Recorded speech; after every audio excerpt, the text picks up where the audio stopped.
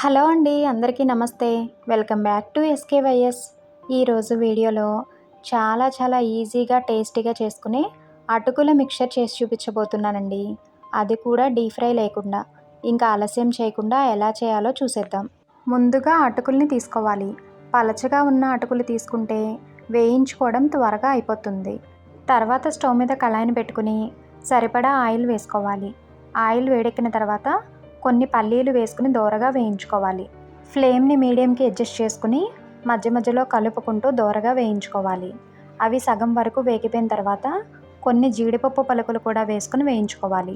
ఫ్లేమ్ని medium to లో ఫ్లేమ్లోకి adjust చేసుకుంటూ కలుపుకుంటూ దోరగా వేయించుకోవాలి. జీడిపప్పు పలుకులు కూడా కొంచెం వేగిపోయిన తర్వాత కొన్ని పుట్నాలు వేసుకోవాలి. పుట్నాలు ఇష్టం లేని వారు స్కిప్ చేసేయచ్చు. దానిలోనే 2 రెమ్మల కరివేపాకు, 2 నుంచి 3 ఎండుమిర్చిని తుంచి వేసుకుని వాటిని కూడా దోరగా వేయించుకోవాలి. అవి కూడా వేగిపోయిన తర్వాత కొన్ని వెల్లుల్లి రెబ్బల్ని దంచి వేసుకోవాలి. దానితో పాటే 3 నుంచి 4 పచ్చిమిర్చిని కూడా పొడవుగా కట్ చేసుకుని వేసుకుని వాటిని కూడా దోరగా వేయించుకోవాలి. ఆ పోపు దినుసులన్నీ అస్సలు మాడకుండా ఫ్లేమ్ని అడ్జస్ట్ చేసుకుంటూ దోరగా వేయించుకోవాలి. ఆ పోపు దినుసులన్నీ బాగా వేగిపోయిన తర్వాత 1/2 టీ స్పూన్ పసుపు కూడా వేసుకుని 1 నిమిషం పాటు కలుపుతూ వేయించుకోవాలి.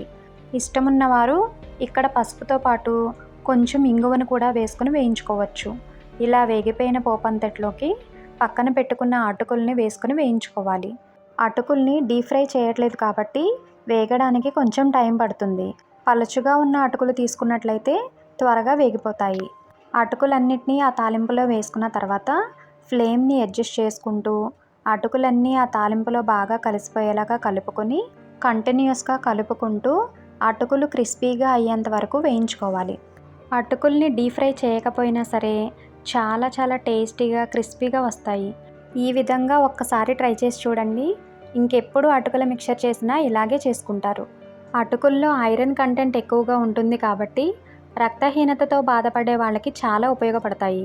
ఫ్లేమ్ని మీడియం టు లో ఫ్లేమ్లోకి అడ్జస్ట్ చేసుకుంటూ కలుపుకుంటూ క్రిస్పీగా అయ్యేంత వరకు వేయించుకోవాలి.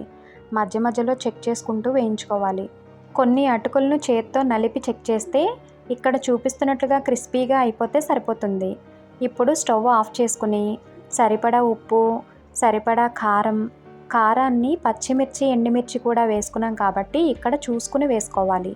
అలాగే 1 టీ స్పూన్ ధనియాల పొడి, 1/2 టీ స్పూన్ జీలకర్ర పొడి కూడా వేసుకుని ఆ పొడులన్నీ మిక్చర్లో బాగా కలిసేలాగా కలుపుకోవాలి. అవన్నీ కలిసిపోయిన తర్వాత ఒక్కసారి ఉప్పు కారం చెక్ చేసుకుని సరిపోకపోతే అడ్జస్ట్ చేసుకుంటే చాలా ఈజీగా చేసుకుని క్రిస్పీగా టేస్టీగా ఉండే అటుకుల మిక్చర్ రెడీ అయిపోయినట్లే. మీరు కూడా ఇలా ఒక్కసారి ట్రై చేసి టేస్ట్ చేసి మీకు ఎలా వచ్చిందో కమెంట్ చేయడం మాత్రం మర్చిపోవద్దు.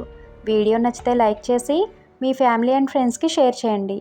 అలాగే కొత్తగా ఎవరైనా మన ఛానల్ని చూస్తుంటే సబ్స్క్రైబ్ చేసుకోండి. Thank you.